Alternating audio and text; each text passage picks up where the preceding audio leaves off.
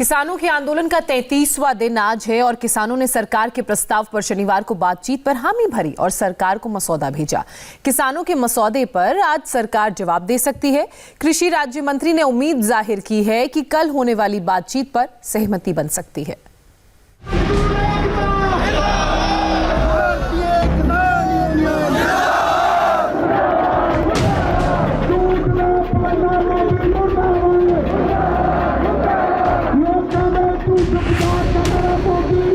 जमा देने वाली सर्दी में दिल्ली की सीमा किसानों के लिए जंग का बॉर्डर बन गई है। किसान नेताओं और सरकार के बीच कई दौर की बातचीत हो चुकी है, लेकिन नतीजा कुछ भी नहीं निकला। अब अगले दौर की बातचीत के लिए किसानों ने कल यानी मंगलवार का दिन तय किया है। संयुक्त किसान मोर्चा ने शनिवार शाम को सरकार को शर्तों के साथ बातचीत का प्रस्ताव भेजा। पूरा एक दिन गुजर चुका है, लेकिन सरकार की तरफ से लिखित जवाब नहीं आया। हालांकि कृषि राज्य मंत्री कैलाश चौधरी का कहना है कि कल जब किसानों से बैठक होगी तो आंदोलन का समाधान निकल सकता है। किसी भी समस्या का हल है वो बातचीत से निकलता है और निश्चित रूप से मुझे विश्वास है कि 29 तारीख को जो वार्ता होगी उसमें किसान की नज़र से अगर वार्ता होगी तो निश्चित रूप से हल निकलेगा। तो उसकी मांगों को लेकर अगर बातचीत होगी तो मैं सोचता हूं कि निश्चित रूप से एक अच्छा परिणाम आएगा और हम आशावान हैं और बिल्कुल ही 29 तारीख को किसान अपने मन की बात से अगर बात रखेंगे और जो किसान की बात करेंगे तो उसका हल निकलेगा। बातचीत की आहटों के बीच किसान आंदोलन भी तेज हो रहा है। दिल्ली की सीमाओं पर पंजाब, हरियाणा, राजस्थान, यूपी, उत्तराखंड से आने वाले किसानों की भीड़ बढ़ती जा रही है। गाजीपुर बॉर्डर पर इतने किसान जमा हो चुके हैं कि ये इलाका टेंट सिटी लगने लगा है। दिल्ली मेरठ हाईवे पर किसानों का कब्जा है और ट्रैक्टर ट्रॉली के अलावा किसान टेंट में ही रह रहे हैं। सर्दी से बचने के लिए किसान यहाँ पर इस तरह का टेंट लगा रहे हैं। ये पूरी तरीके से ये वाटरप्रूफ टेंट है।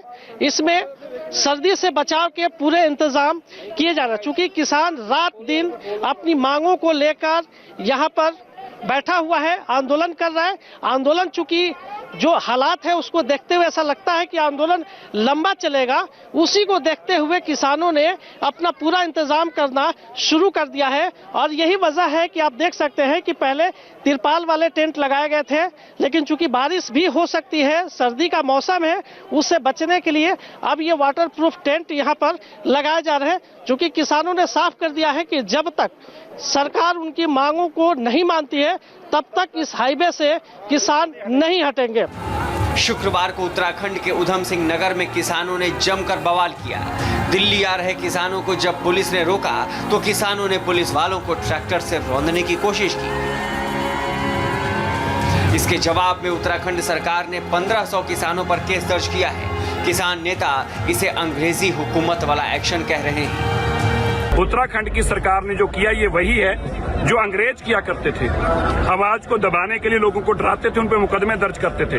उत्तराखंड की पुलिस हमारे लोगों के घर घर जा रही है। हम आप उत्तराखंड की पुलिस को बताना चाहते हैं हम तुम्हारे मुकदमों से डरने वाले नहीं हैं। हम हर लड़ाई लड़ेंगे। कृषि कानूनों को वापस लेने की मांग पर अड़े किसानों को लेकर राजनीति का खेल चरम पर है। किसान आंदोलन कर रहे हैं, नेता सियासत कर रहे हैं। दिल्ली के मुख्यमंत्री अरविंद केजरीवाल भी रविवार को किसानों के दर पर पहुंचे। केजरीवाल और उप मुख्यमंत्री मनीष सिसोदिया सिंघू बॉर्डर पर मौजूद गुरु तेग बहादुर मेमोरियल पहुंचे, जहां उन्होंने किसानों को संबोधित किया। अरविंद केजरीवाल ने केंद्र सरकार पर निशाना साधा। आर पार की लड़ाई बन गई है। जब खेती भी चली जाएगी और खेती पे बड़े बड़ी कंपनियों का अधिकार हो जाएगा तो किसान के पास कुछ भी नहीं बचेगा। तो अपनी खेती को बचाने के लिए बैठे हैं। अभी केंद्र सरकार ने इन्होंने अपने सारे बड़े बड़े नेताओं को उतार दिया मैदान में। मैंने इनके सारे भाषण सुने। अभी तक मेरे को एक भी नेता इनका नहीं मिला जो इस कानून का एक भी किसानों को क्या फायदा होगा ये बता सके। सरकार किसानों को बातचीत की टेबल पर बुला रही है। प्रधानमंत्री साफ कर चुके हैं कि न एमएसपी खत्म होगी न ही मंडियां, लेकिन फिर भी किसान को भ्रमित किया जा रहा है। अब हालत ये है कि किसान आंदोलन कब खत्म होगा, दिल्ली के लोगों को कब राहत मिलेगी, ये कोई नहीं जानता। जैसी बात पीएम मोदी कर रहे हैं वैसी ही बात पीएम मोदी के मंत्री भी कर रहे हैं। कल रक्षा मंत्री राजनाथ सिंह ने दोहराया कि किसानों से कोई भी उनकी जमीन नहीं छीन सकता।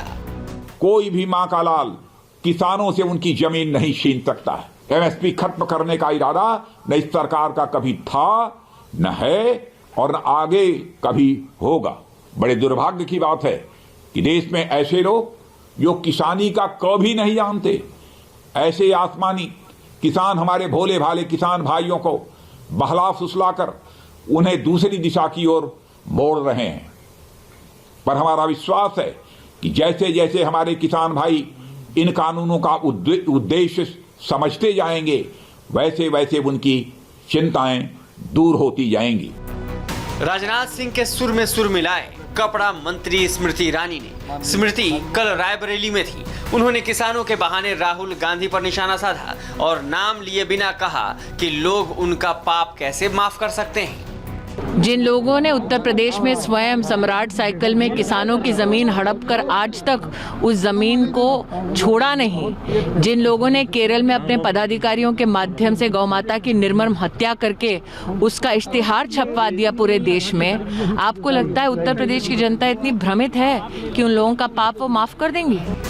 किसान आंदोलन 33 दिनों से जारी है। किसान नेता जिद पर अड़े हैं। कल का दिन बेहद अहम हो सकता है। सरकार और किसान नेताओं के बीच बातचीत होनी है। बातचीत का ये राउंड सफल रहा तो ठंड में धरना दे रहे किसानों के साथ साथ दिल्ली के लोगों को भी बड़ी राहत मिलेगी।